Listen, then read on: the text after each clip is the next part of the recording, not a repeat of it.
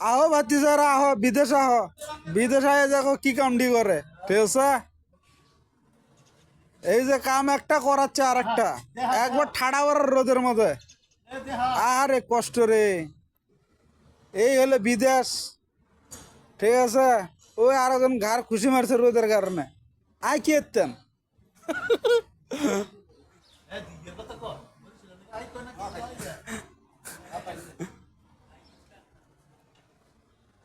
আরে কষ্টকারক হয় বিদেশে আওয়ার লাগে লোকজন পাগল হয়ে যায় জমি বেচছে বাপের জমি যদি থাকে বেচছে কাবার করে আলায় কয় আমরা খালি বর্ডারটা পার করে দাও